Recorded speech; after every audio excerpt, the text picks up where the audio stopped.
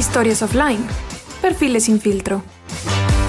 Muchas gracias, Juan Diego, por la invitación. Contento de estar aquí con ustedes. Qué gusto tenerlo. Quiero que comencemos hablando acerca más o menos de su vida. Usted es ingeniero civil de la Escuela de Ingeniería de Antioquia. Estudió en los 90 en la Universidad de los Andes, una maestría en economía. Fue ministro de Salud del gobierno Santos 6 años, fue subdirector de Planeación Nacional en el gobierno de Álvaro Uribe. También sobre los 90 participó en otros gobiernos, también en el ejercicio público. Ha publicado 10 libros y cerca de los últimos que publicó han vendido más de 70,000 copias. Eso lo lleva a uno a pensar que Alejandro Gaviria es un tipo demasiado intelectual, un erudito tal vez, pero siempre fue así. Alejandro Gaviria siempre fue así. Cuando niño en el colegio era así. Yo fui buen estudiante, pero sobre todo en los últimos años de secundaria, bachillerato. En primaria no tanto. Siempre combiné ese mundo, un gusto por el estudio con el gusto por el deporte también. Siempre me gustó mucho el fútbol. Pero puedo decir que siempre he tenido un contacto con los libros, con el mundo de las ideas. Yo no sé si llamarlo intelectual necesariamente, pero era más vital, no era una cosa autoimpuesta. Con cierto respeto y cierta reverencia al comienzo, después con un poco más seguridad a medida que fueron pasando los años. Y también combinando dos facetas, una la más técnica, la que uno podría llamar con un perfil más de tecnócrata, la que uno podría asociar con los números más que con las letras, y la otra que fue hasta hace aproximadamente 10 años un poco más íntima, y es la relación con la literatura. Yo no la había hecho pública de alguna manera, era algo para vivir la vida, para disfrutar. Solamente quizás después de que yo me enfermo de cáncer y empiezo a escribir libros distintos, un poco más cercanos a la literatura y a la reflexión existencial, es que esa faceta se vuelve un poco más pública. Siguiendo por esa línea de la familia, de su infancia, parte de lo que somos como personas lo define la familia en la que crecemos. Sin duda. Su papá fue alcalde, fue exministro, fue gerente de PM, también fue rector como usted. Fue rector de la Universidad de FIT. Sí. Murió hace muy poco. ¿Qué le prendió a él? Porque entiendo que es un gran referente para usted. ¿Y cómo fue esa familia con su papá Juan Felipe y con su mamá? Yo crecí en una familia paisa tradicional. Somos 4 hermanos, yo soy el mayor. Tuve un accidente biográfico, yo nací en Santiago de Chile, pero crecí en Medellín. Me gusta decir que cerca del estadio de Medellín. Recuerdo un domingo hace ya muchos años que nosotros oíamos esos rumores cuando había un gol en el estadio, jugando con mi papá en un patio que tenía la casa en la parte de atrás. Mi papá fue una persona estudiosa, no obsesiva tampoco. Tenía una faceta que yo no tengo, él era... Quizás le gustaba más la buena vida, comer, era sibarita, Okay. Tomar traguito. Yo he sido quizás un poco más juicioso en ese sentido. Me inculcó siempre ser responsable. Una vez tuvo una conversación conmigo, yo tenía por ahí 14, 15 años, era duro en algunos momentos, y me dijo, si usted quiere que le vaya bien en la vida, tiene que ser un buen profesional. Cuando sacaba buenas notas, no lo decía mucho, me decía eso es su obligación. Después hay una anécdota que yo no he sabido muy bien cómo procesar, que ha sido como difícil. Mi papá muere en agosto del año 2019. En ese momento yo ya era rector de la Universidad de los Andes. Después de que muere mi papá, yo fui a Medellín y por alguna razón tuve una conversación con quien había sido su conductor en la Universidad EAFIT. Y bajando del aeropuerto de Río Negro, él me dijo, hermano, su papá vivía muy orgulloso de usted. Y yo le dije, ¿sabe que nunca me lo dijo? Entonces esa relación un poco donde hay cosas que no se dicen también. Me pareció extraño. Cuando él se muere y yo tengo que leer una semblanza en la Catedral del Poblado de Medellín, el incidente que recordé para bien fue algo que había ocurrido en el colegio.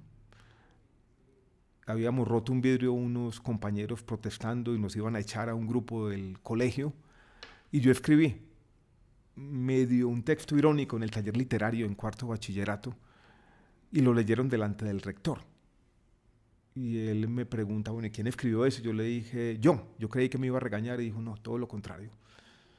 De alguna manera me dijo, hay ciertas cosas, ciertas injusticias, porque él entendió que había una injusticia porque un compañero lo querían echar, que no se pueden tolerar. Y esa lección me quedó para toda la vida. Hay injusticias, hay cosas que en la vida no se toleran. Cuando él muere y yo entro en esta etapa dubitativa en mi vida, si me lanzo o no a la política, me hizo mucha falta haber tenido una conversación con él, preguntarle qué opinaba. Pero ahí está su memoria y escribí por allá una carta, de esas cartas que uno escribe a las personas que ya no están, diciendo quizás los muertos nos acompañan todo el tiempo. Entonces su memoria y sus recuerdos y su ejemplo está ahí. ¿Y qué cree que hubiera pensado de haberse lanzado a la política? Hermano, no sé. A veces pienso que me hubiera dicho, no te vas a meter en eso, huevón. Pero después creo que diría lo contrario. Estaría orgulloso. Quizás ahí sí me lo hubiera dicho. Aquellas frases que se quedaron sin decir, a todos nos pasa en la vida. Y habría dicho, de pronto usted está haciendo lo que yo quise hacer, porque él fue incluso más político que yo. Mi papá alcanzó a tener una pequeña aventura política siendo concejal de un nuevo liberalismo en los años 80 en Medellín. Y le gustaba el mundo de la política. Yo recuerdo las noches de elecciones, él con una hoja de papel, sumando votos, oyendo el radio. Alejandro, usted estudió primero ingeniería civil y luego saltó a la economía. ¿Qué lo llevó, digamos, a hacer su maestría en economía y luego su doctorado más adelante? Yo estudié ingeniería civil porque me iba bien en matemáticas en el colegio, porque sabía que la ingeniería me daba cierta maleabilidad. O sea, podía saltar de la ingeniería a otro mundo. Pero siempre me pareció que algo faltaba en mi formación, sobre todo ese lado más humanista. Di el discurso de grado en el año 1987 cuando me gradué de ingeniero, poniendo el dedo en esa llaga, diciendo tal vez nuestra formación fue muy corta de visión, para bien y para mal, algo faltó. Y quise buscar en la economía ese complemento, una forma de meterle algo de reflexión sobre el cambio social, un poquito de equilibrio, no alejarme completamente de ese mundo de los números. Pero también hay un hecho circunstancial, azaroso como todo en la vida. Y yo no sabía muy bien si estudiar economía o estudiar administración o estudiar ciencias sociales. Cuando supe que me iba a venir a vivir a Bogotá, después de un incidente que tuve en Medellín cuando me roban un carro, estaban a punto de asesinarme, yo tengo un evento como estrés postraumático por algunos meses, vengo a una entrevista de trabajo, no me gusta el trabajo que me ofrecen, me vi como ingeniero en una obra con un frío el berraco, y yo dije, no, de pronto no me le voy a meter a eso, y me fui a la Universidad de los Andes. Y yo dije, bueno, voy a buscar la facultad de administración o de alguna cosa. Y la primera que encontré fue la de economía. Me gustó el penso y dije, bueno, estudiamos economía. Yo conté esa historia en mi discurso como posesión de la Universidad de los Andes, porque pasaron 30 años entre ese ingeniero más o menos desubicado que llega a la Universidad de los Andes buscando reinventar su vida y ser rector de la universidad. Es curioso. La vida da vueltas. Claro, muchas. Si me hubiera propuesto ser rector de la universidad, jamás lo habría logrado. Y sobre todo también esa relación que tiene la vida de su padre con la suya, ¿no? Tuvieron cargos similares, él también fue rector de la universidad. Yo creo que tuvimos vidas parecidas, en el fondo somos muy iguales. Ahora me pasó durante la campaña política algo que no sé muy bien cómo digerir. Y ahora me veía por ahí en un video y físicamente me parecía a mi papá. Nosotros nunca fuimos muy parecidos, pero ahora con los años, en algunas fotos o ciertas expresiones, sobre todo no verbales, me veía muy parecido a mi papá. No sabía muy bien cómo digerir eso. Con el tiempo, esas similitudes yo creo que se van acrecentando. Y sobre todo hace que los extrañemos más, ¿no? Completamente. Pero ahí están, en los recuerdos. Seguro. Usted menciona algo que incluso para mucha gente no tiene que ver, y es usted dice que tomó la decisión de estudiar economía por abrir su panorama un poco más a la parte social. Para la gente, cuando piensa en economía, cree que no es social. Es decir, ve la economía como ese enemigo en el que oprime mucho más a la clase obrera, si se ve de esa manera, porque en ciertos momentos la gente siente que la economía no le favorece. ¿Cómo entiende usted eso? ¿Cómo lo interpreta? Lo interpreto de la siguiente manera. La tradición de la economía no es esa. O sea, la economía, para los ojos de mucha gente, simplemente es una defensa a ultranza del capitalismo en sus formas más opresoras. Pero la economía en su esencia no es eso. La economía es un estudio sobre el cambio social. La economía empieza como una rama de la filosofía política. Y la economía empieza sobre una reflexión sobre cómo cambiar la sociedad para bien. Y las tradiciones económicas más afianzadas, por ejemplo, el utilitarismo, es una forma de disminuir el sufrimiento humano.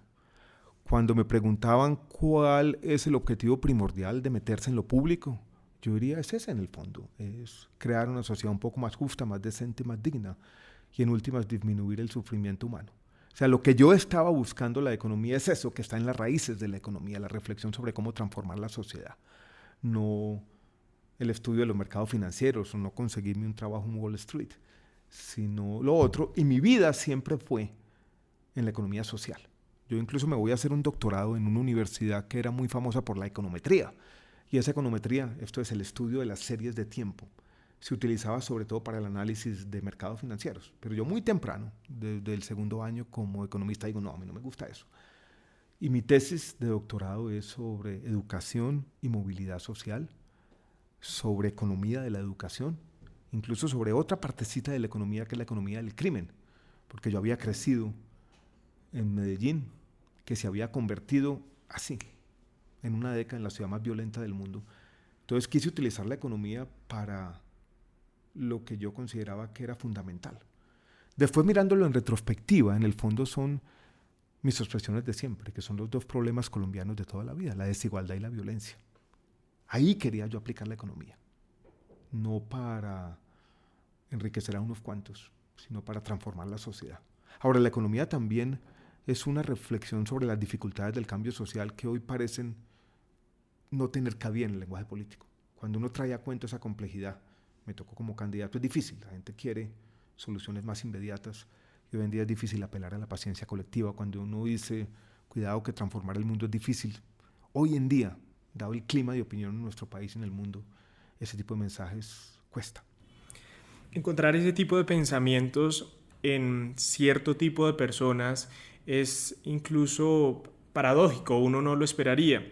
Y parto de, por ejemplo, es una realidad que usted nació en una familia privilegiada, ha sido un hombre frente a la población colombiana tal vez privilegiada, pero usted entiende esos problemas que vive la gente del común, que vive la gente que no tiene la oportunidad de acceso a educación superior, que nace en el campo y parece que estuviera condenada a no venirse para las ciudades, pero así no volver productivo el campo colombiano. Frente a eso, también en su campaña, y dijo usted una frase sobre el volverse un Bonais, ¿cómo es eso? ¿Cómo es hacer que un candidato que entiende en su cabeza eso y que está conectado tal vez con la gente, comunicárselo? Yo creo que voy a decir algo del Bonais ahora, que yo creo que fue un error que yo cometí de comunicación. Y quiero explicar qué fue lo que quise decir. Pero voy a volver a lo primero. Yo tuve una vida de privilegios, al comienzo no muchos. Nosotros que tuvimos una familia de clase media, yo fui a un colegio donde había desde estrato 3 a estrato 4 o 5. Nunca fue una vida de lujos, ni mucho menos. Los recuerdos que yo tengo de niño es ir 4 personas atrás en un 5000 a Cartagena en un viaje que duraba 2 días, ¿no? Durmiendo en cualquier hotel. O sea, nunca fue una vida de lujos. Después mi papá pudo consolidar una carrera profesional y tuvimos la oportunidad de educarnos de la mejor manera y sin duda he tenido privilegios que no tienen la mayoría de los colombianos.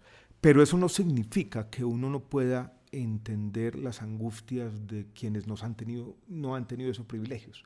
Y buena parte de mi vida fue tratar de estudiar esos problemas. Ahora, hay hoy en día un clima intelectual que a mí a veces me parece inquietante. Y es el siguiente, yo a veces lo he llamado empirismo vulgar. Es que si tú no has vivido en la pobreza, si no has experimentado eso de primera mano, casi que no puedes hablar del tema. Y yo sí he protestado contra eso, porque yo seriamente, genuinamente lo traté de estudiar. Entonces, si solamente quien ha experimentado ciertas cosas de la vida tiene la voz, tiene la capacidad y tiene la legitimidad para hacerlo, me parece que eso puede ser complejo. Ahora, lo del Bonais se refería más a otra cosa, más a la necesidad de la comunicación política efectiva. Claro. Yo me lanzo a la política, hoy en día apenas estoy reflexionando, después de 1 año y medio de estar encerrado como rector de la Universidad de los Andes. ¿Y con quién hablaba yo? Con los profesores. ¿Y quiénes son los profesores? Personas con doctorado. Académicos, Sí, intelectuales. académicos. Sí. Entonces, ¿cuál es el tipo de comunicación? Pues una comunicación que no es la de todos los días. ¿Y qué tenía que hacer yo? Pues yo no puedo comunicar como una persona con doctorado lo mismo y tenía que de alguna manera desarrollar formas de comunicación distintas. Eso es más o menos obvio. Yo quise decir esa obviedad haciendo una autoironía, diciendo que no, esto no es un producto de nicho, esto es la política, de alguna manera es llegarle a la gente y a todo el mundo. Y eso se entendió mal como un comentario clasista, pero bueno, son cosas de la comunicación política. Claro. Alejandro, hay varios temas con los que uno tiene que hablar con usted porque lo que dice termina siendo muy importante o ayuda incluso a contemplar mejor ciertas perspectivas de la vida, y de eso hablan también muchos sus libros. Sí. De Alguien tiene que llevar la corriente, de el que publicó cuando sufrió de cáncer. Sobre el cáncer, hoy es siempre todavía se llama. Exactamente. Ese título no se lo puse yo, se lo puso uno de los editores. El libro se iba a llamar El cáncer es como la vida, que era una frase muy dura, y el editor vio ese título y dijo, no, con este título tan duro este libro no va a vender un solo ejemplar. Y le pusieron ese título que es un proverbio del poeta andaluz Antonio Machado, cuyos proverbios y cantares están en la mente de todos los latinoamericanos y hispanohablantes en la voz de Joan Manuel Serrat. Y que es particular porque tiene una serie de ensayos que usted escribió cuando padecía ese cáncer. Sí, eso me cambió. Fue un momento difícil cuando uno se levanta una mañana con un dolor de estómago y lo están diciendo por la tarde. Eso fue el 1 de junio del año 2017, que tiene cáncer, y después me dicen, mire, su cáncer es tal vez más complejo del que nos habíamos imaginado, el tratamiento de pronto no va a funcionar. Eso lo lleva a uno a algunas reflexiones y a una forma de entender la vida distinta. Y yo creo que ese libro, que fue escrito en un momento muy especial, yo era todavía ministro de Salud, enero-febrero del año 2018, había terminado mi tratamiento, pero tenía un examen en marzo, y yo no sabía cómo iba a salir el examen. O sea, fue escrito desde el momento presente. No sabía si me quedaban 2 meses de vida o si podía seguir viviendo. Y ese libro refleja eso, dijéramos, cierta emotividad, cierta forma de entender la vida. Y como lo decíamos al comienzo de la entrevista, yo conecté la poesía, la forma de entender el mundo, de entender la vida, con el público. Es una forma de... Alguien me dijo, un psiquiatra, que incluso me ayudó en esos momentos, me dijo, usted no dejó nada por fuera, ¿no? Se desnudó completamente. Y el libro en eso es auténtico, no es lo que yo estaba sintiendo. Con cierta crudeza en algunas partes del libro. En ese mismo proceso, digamos, y usted lo mencionaba, era ministro de Salud, una cartera profundamente compleja, con muchas cosas que trabajar en el país, que usted dio unas luchas ahí frente a los precios de los medicamentos, por ejemplo, y otros temas. ¿Nunca le recomendaron dejar el cargo para dedicarse a su tratamiento? Sí y no. 2 médicos en 2 oportunidades me lo dijeron, pero otro, sobre todo el oncólogo principal, me dijo, quizás es mejor que su mente esté en otra parte y que siga trabajando. Después, Juan Diego, pasa algo complicado, incluso complicado de digerir personalmente. Yo me fui dando cuenta que yo me estaba convirtiendo en un referente para los pacientes de cáncer. Cuando otro médico me dice que él le decía a los pacientes cuando le hacían esa pregunta, mira, el ministro de Salud, él sigue trabajando. Y yo me fui dando cuenta que de alguna manera todo el mundo me estaba observando y que yo era un referente y que tenía que ser valiente. Y fue otra responsabilidad que yo me endilgué sin darme cuenta. Pero hoy no me arrepiento. Yo creo que pude combinar esas 2 actividades. También estamos aquí en mi casa. Tuve una conversación con el presidente Juan Manuel Santos en esta silla aquí al frente. Y él me dio también la confianza. Me dijo, si usted puede seguir trabajando, yo quiero que siga trabajando. Duró 6 años como ministro, ¿no? Tal vez uno de los que más ha durado. 6 años. Creo que sí es Ministerio de Salud no más, porque en algún momento fue de Protección Social y Salud. Es el que más he durado en la historia de Colombia. Muchos años quizás. Ser ministro 6 años son muchos. Mucho tiempo, y sobre todo esa cartera. Y tal vez la pregunta va enfocada en eso. Estamos saliendo de la pandemia, podría decirse. ¿Cómo ve la salud en Colombia?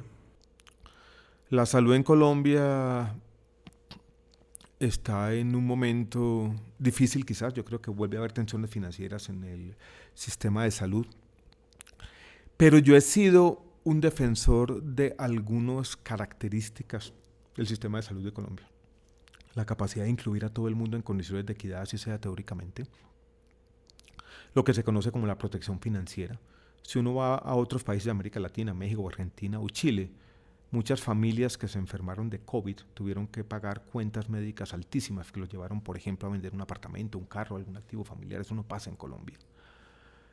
Yo creo que cuando la gente mira el sistema de salud de Colombia desde afuera, ha vivido en otro país o ha experimentado otro sistema de salud, se da cuenta que el sistema de salud de Colombia tiene elementos positivos. Y yo creo que si uno va a cambiarlo, tiene que tener la capacidad de entenderlo plenamente y tener un plan B mejor diseñado de lo que se ha dicho, por ejemplo, en este debate político. Yo pondría algún énfasis hoy en día, si me preguntas, desafíos recientes del sistema de salud, la salud mental, como legado de la pandemia, que está ahí. Todo el tema de talento humano en salud. Yo creo que la pandemia también puso de presente que no tratamos bien los médicos. Son trabajadores esenciales, pero yo creo que hay formas de contratación que no son aceptables, no son tolerables, para utilizar la frase de mi papá.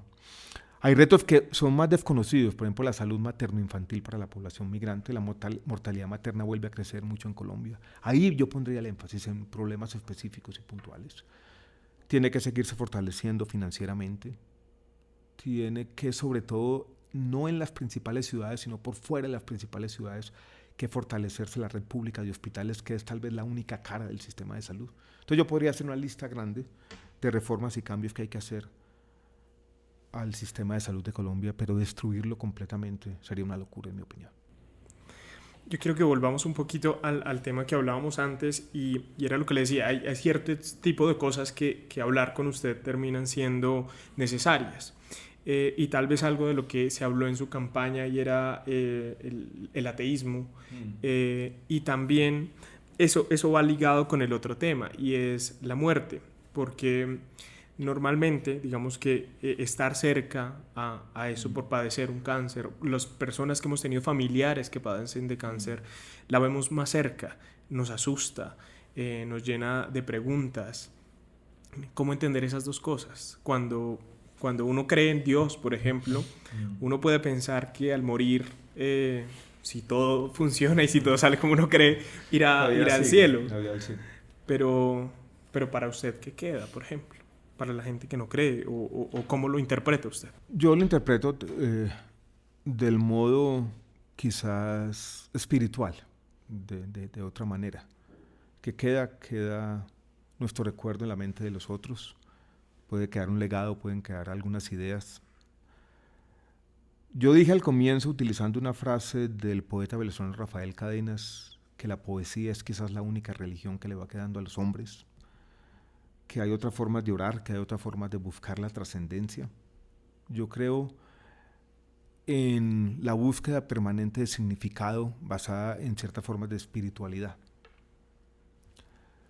Hay un pedacito de un poema de otro poeta venezolano, Eugenio Montejo, que guardo en la memoria y que me gusta repetir, que es una reflexión a eso. De la vida y la muerte sin el refugio de que la vida es solamente un tránsito hacia la vida eterna en el cielo, en lo que yo no creo de forma literal, que dice algo así: solo trajimos el tiempo de estar vivos, entre el relámpago y el viento, el tiempo en que tu cuerpo gira con el mundo, el hoy, el grito delante del milagro, la nada de donde todo se suspende. Eso es lo nuestro. Ese pedazo de poema me dice a mí algo sobre lo que es la vida. Solo trajimos el tiempo de estar vivos. Y que el propósito de la vida sea quizás vivirla. Y que tal vez el hecho de que la vida sea fugaz y efímera es la que le da su sentido. En este libro de cáncer yo cuento una anécdota, o recuento una anécdota literaria que está por allá en una novelita del escritor Julian Barnes. Muere una persona, y va al cielo, y el cielo es como lo pintan, las mejores conversaciones, las mejores comidas, todo es bueno,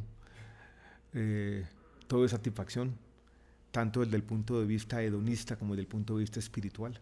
O sea, los seres humanos tenemos esa doble demanda. Queremos vivir como los dioses en el Olimpo, pero sabemos que eso es insuficiente y que necesitamos algo más. Y en el cielo se cumplen esas dos demandas, la de significado y la de placer.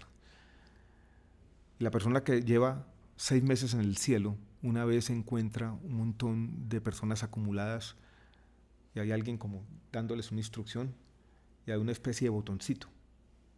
Y se arrima a esa multitud, a esa muchedumbre y pregunta, bueno, ¿qué está pasando aquí?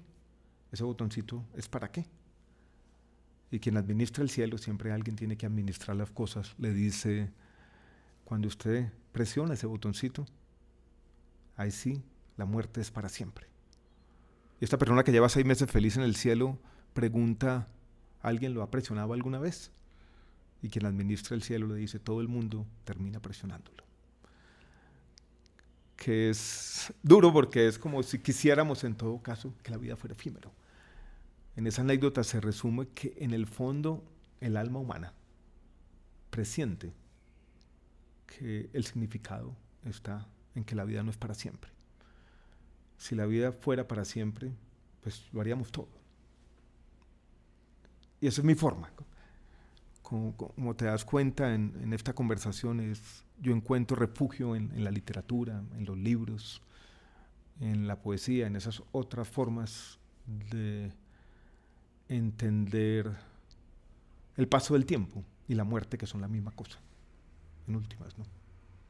Hablando de esa literatura, hay un autor colombiano que a usted le gusta mucho y es Fernando Vallejo. Sí.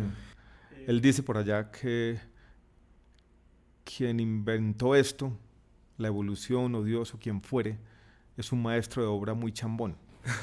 Y él dice, a mí con vejez y con la muerte esta vaina no me sirve. Dice protestando, pero bueno, él tiene algo que yo tuve, ¿no? Y yo creo que hay algo en crecer en Medellín, entre esas montañas, en medio de la religión, pero tiene ese tema un poco existencialista. Él dice en uno de sus libros, tal vez es en Memorias de un hijo de puta, en que a uno no deberían sacarlo de la nada en la que está, que uno no pide nacer y que uno está antes de vivir en la nada. ¿Qué piensa usted de ese género literario, ya adentrándonos un poco más en Vallejo? Y él para mí ha vuelto la grosería, por llamarlo así, en un género literario, en una manera de Sí, él de es hacer un una maestro crítica. del insulto y lo hace bien, pero yo creo que en él hay algo más. Hay 2 cosas que me gustan de Fernando Vallejo, sobre todo de sus primeras novelas, de lo que llama autoficción, que están todas de alguna manera ya en un volumen grande que llama El Río del Tiempo, que por aquí está. Su manejo del lenguaje, su precisión, su eficacia al escribir, incluso su poesía, porque él puede tener sus expansiones líricas que me gustan, esa parte me gusta de Vallejo, y también su reflexión sobre la vida. En esas últimas novelas él dice que guarda una listica y va apuntando a los muertos, a personas que él conoció directa o indirectamente y se mueren, y va haciendo esa lista, ¿no? Yo ahí encuentro muchas afinidades. Sobre su faceta un poco más pública, que es la faceta del que insulta, del que señala, él se ha vuelto como una especie de caricatura de sí mismo. Me parece menos atractiva. Es la otra faceta, la del cultor del lenguaje. Del escritor. Y la del que entiende que en el fondo la vida es celebración y protesta. Porque él dice, y le dice insistentemente que no lo vieron haber sacado de la nada, pero en el fondo sus obras también son una celebración de la vida. Él tiene una contradicción. Yo incluso escribí una columna hace unos años que decía, él es un misántropo amoroso. Y él sabe, y lo sabe íntimamente, que hay una dimensión trágica de la vida, pero a él le gusta la música, le gusta la literatura, celebra la vida. El cine. El cine. Sí, estudió cine en Italia, toca piano. Lo acompaña un libro hoy con usted. ¿De qué se trata? Sí, este es un libro que yo me encontré, una especie de descubrimiento, se llama Cántico Cósmico. Es un libro de un poeta latinoamericano que se llama Ernesto Cardenal. Él murió antecitos de la pandemia, en la primera semana de marzo del año 2020, y nadie se dio cuenta. Y este libro es un libro muy interesante incluso en América Latina, porque es un libro que mezcla la ciencia y la poesía. Y tiene algo de eso. Es un libro que tiene sus expansiones místicas, a veces un poco exageradas. Pero me parece interesante. Aquí al final he apuntado algunas de las reflexiones que me parecen interesantes y comparto algunas. Dice, por ejemplo, citando a Einstein, Dios es sutil, pero no malicioso. Dice, por ejemplo, el todo en cada uno y el cada uno en el todo. Todas las olas son distintas, pero en el fondo todas son las mismas. Hay una especie de convergencia entre la unidad y la diversidad. Y tiene esa como visión mística que está en William Blake y todos estos poetas místicos que dicen: en cada segundo está la eternidad, en cada pedacito está contenido el universo. Y a mí me gusta esa visión, de alguna manera. Y me gusta que este es un intento muy extraño en América Latina, porque Ernesto Cardenal fue un juicioso estudiante de la ciencia y fue un juicioso estudiante de los mitos humanos, y lo vuelve poesía en este libro. Y este libro yo creo que ha pasado desapercibido, pero me parece como especial. No es para leérselo todo, que es un poema muy largo de 400 y pico páginas, pero a mí me gusta hacer un ejercicio, Juan Diego, y es abrir un libro en cualquier página y esperar que esa página vaya a responderme algo de lo que estoy pensando en ese momento. Y este es un libro perfecto para eso. Escribí un hilo en Twitter sobre este librito por allá en Semana Santa. Y ese es un tema también muy curioso. Usted tiene una memoria impresionante. Tal vez uno no tendría esa capacidad de aprenderse tantos poemas y tantos versos, estrofas, oraciones de los libros. ¿Cómo lee Alejandro Gavirio? Es decir, lo va subrayando, va marcando. Sí, voy subrayando, y también tengo también una libretica donde apunto frases y pensamientos. Y la repaso a veces, aquí en cualquier momento. Estoy antes de dormirme en un avión, ¿no? Y yo creo que eso también es un ejercicio como mnemotécnico. Me gusta recordar cosas de los libros. A veces me genera un poco de inquietud, y esto puede ser una bobada. Todos tenemos nuestras bobadas y nuestra faceta ridícula, decía Stanislao Zuleta. Cuando leo un libro y no me acuerdo nada después, 5 años, es que no me acuerdo nada. Entonces me gusta recordar y me gusta volver sobre estas libretas donde apunto algunas de las cosas, ¿no? ¿Lleva alguna cuenta de los libros que lee? No, eso sí no. Pero sí me gusta aquí en la biblioteca que tenemos al frente repasar y ver cuáles he leído y cuáles no, de vez en cuando. ¿Compra libros que nunca lee? Sí. Sí, creo que lo hacemos todos, ¿no? Me genera un poquito de ansiedad a veces acumular libros sin leer. Pero claro, que compro libros sin leer. Pero a todos los ojeo por lo menos. Antes era un poco más psicorrígido y decía: tengo que leer un libro de la primera a la última página. Hoy soy capaz de hacer lecturas más fragmentarias. ¿Verdad? Leo un libro, leí 30, 40 páginas y digo, como que ya aquí tengo la esencia, el tono. Ya aprendí este libro, lo que quiero saber, y lo dejo ahí. ¿Qué debe tener un libro para que atrape a Alejandro Gaviria? O sea, que usted está en una biblioteca que frecuenta mucho, que le gusta mucho visitar las bibliotecas. Bibliotecas, librerías, sí. No, todo. El título me atrae, la portada. Busco novedades, algo distinto, algo que sea como diferente.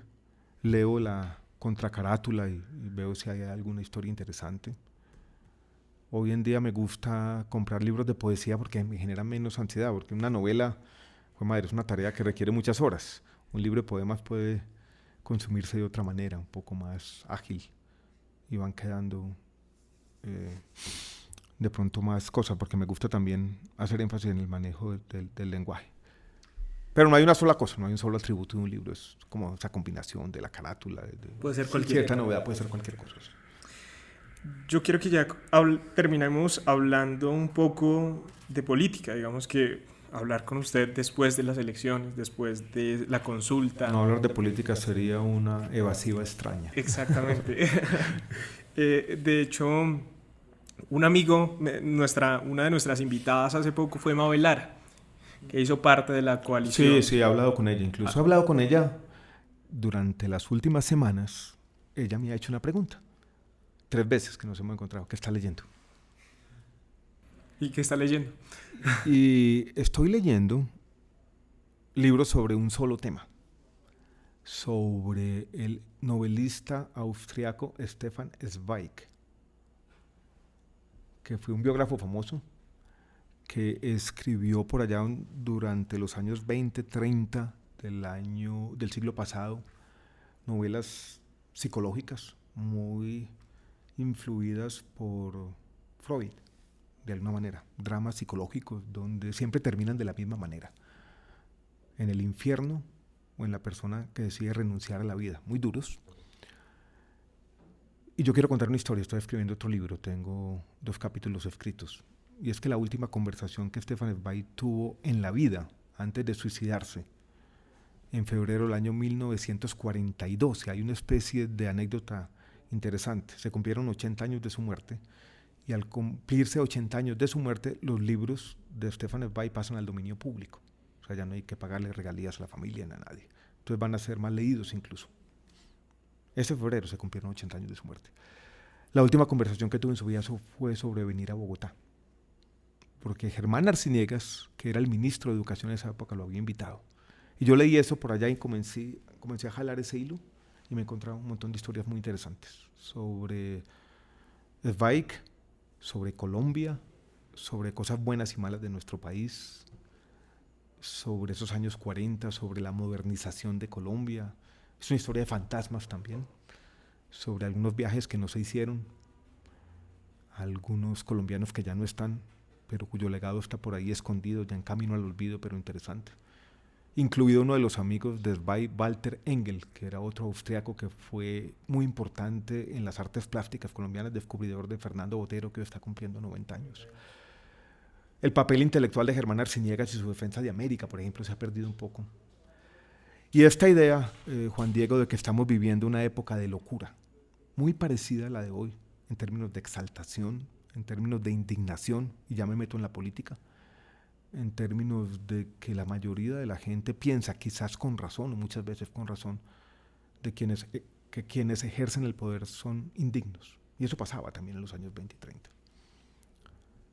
Entonces estoy ahí, tratando de contar esa historia. Hablando de esa historia de Colombia y metiéndonos en la política, parece que es cíclica. Y pues, sin duda, no es la primera persona que lo digo, ¿no? Pero es conocido.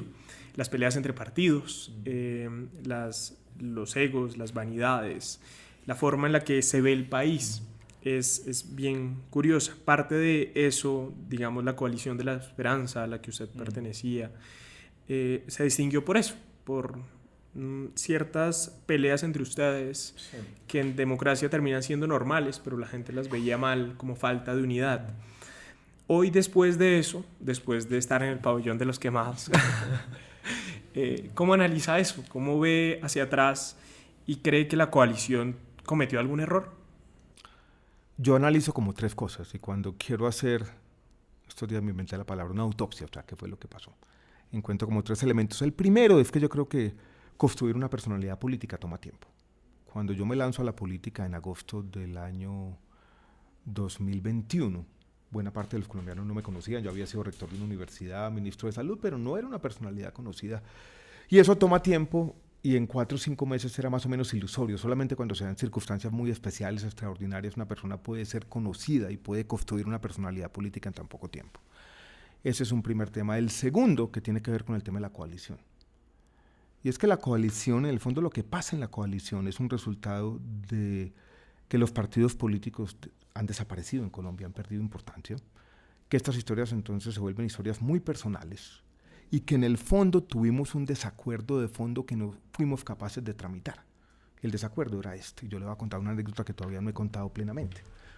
Cuando yo entro a la coalición Centro Esperanza, que llamaba primero la coalición de la esperanza, y voy por allá la primera semana de diciembre a la inscripción de las candidaturas a Senado y Cámara, de los precandidatos de la coalición, yo me doy cuenta de algo. Y es que todos tenían una historia política, todos tenían ediles, concejales, habían trabajado en las listas al Congreso. Robledo tenía una historia política, Carlos Amaya, Juan Manuel Galán, todos la tenían, yo no. Yo me di cuenta en ese momento que yo estaba ahí jugando de visitante, que estaba aislado.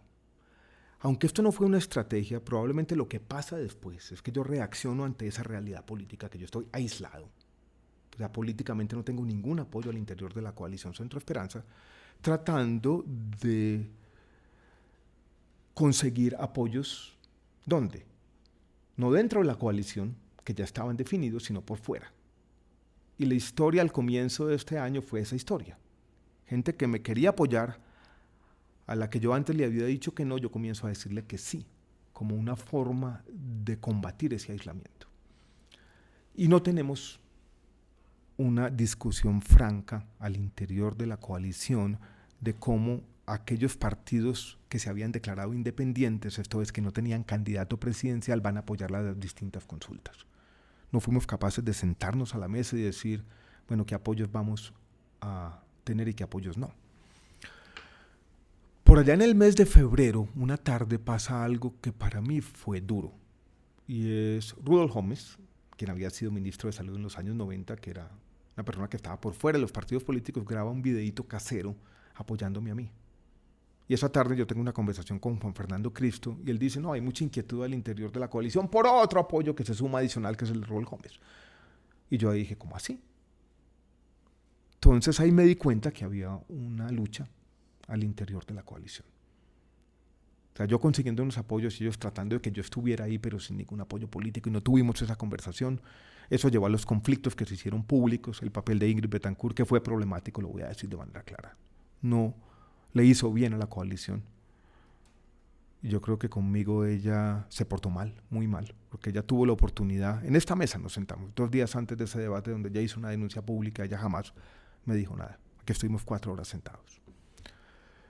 Y eso llevó a 2 cosas. Primero, a estos conflictos que se hicieron públicos. Y segundo, a que la coalición se encerrara mucho en sí misma.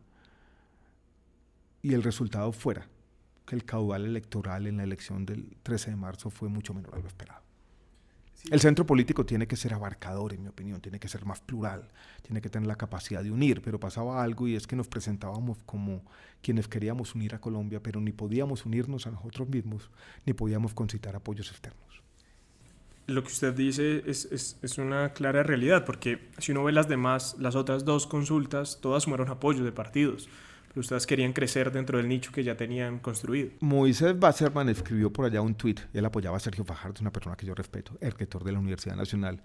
Mamando Gallo dijo en algún momento, va a haber un nuevo cónclave de la coalición Centro Esperanza para decidir quiénes no pueden votar por ellos.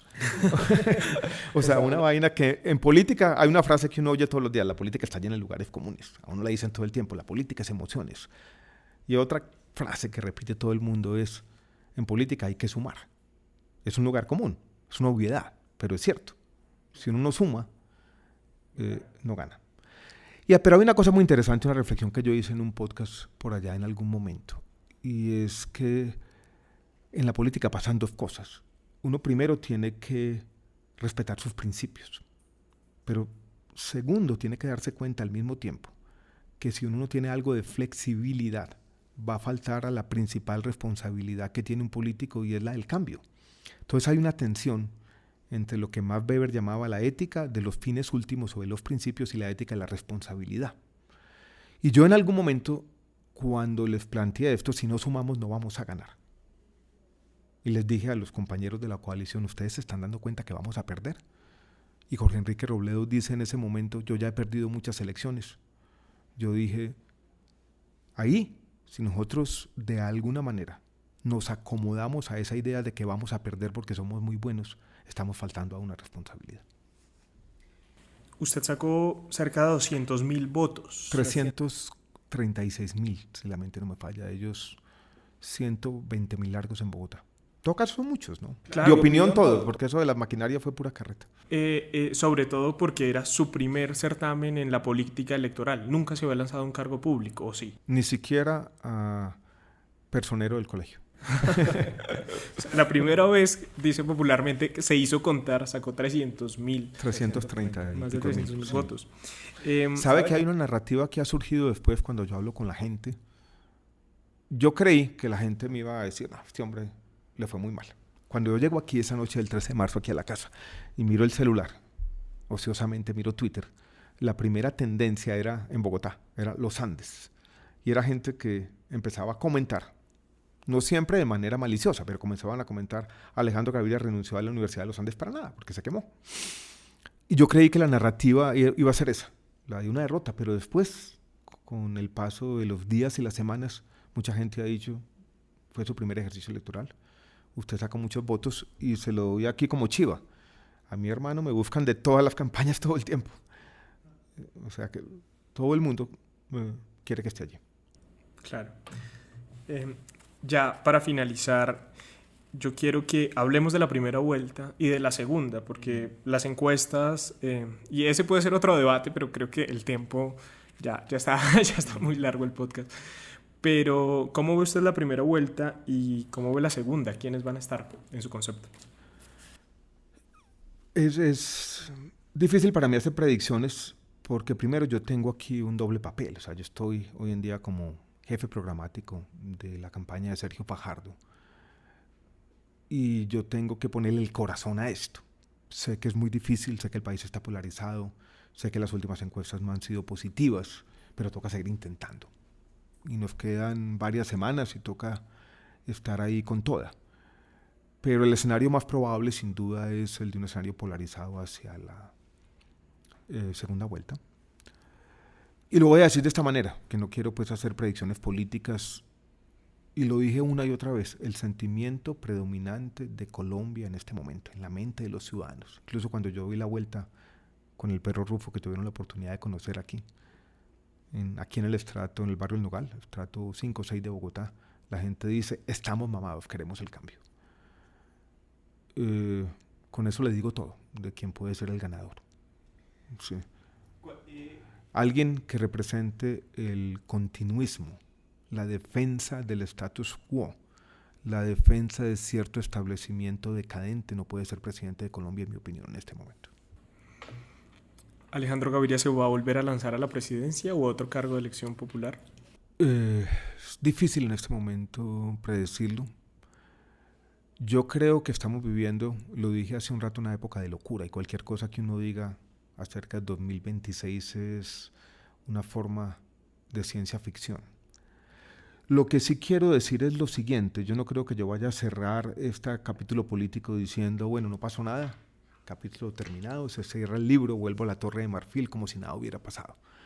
Yo creo que voy a seguir participando en política. Ahora, si eso significa ya estar en una elección mañana, no sé.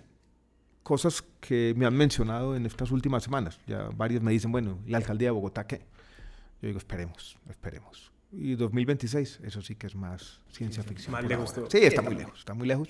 ¿Qué creo yo? Que en el 2026 estas ideas que esta vez fueron tan difíciles, las ideas del centro político, que a mí me gusta definirlas como antimesianismo, antiautoritarismo, antifanatismo, un poco más de moderación, un poco más de entender la complejidad del cambio social, inculcar paciencia colectiva. Esas ideas van a tener un lugar en Colombia y en el mundo, creo yo. Alejandro, gracias por estar en Historias Offline. Muchas gracias por la invitación. Un abrazo fuerte.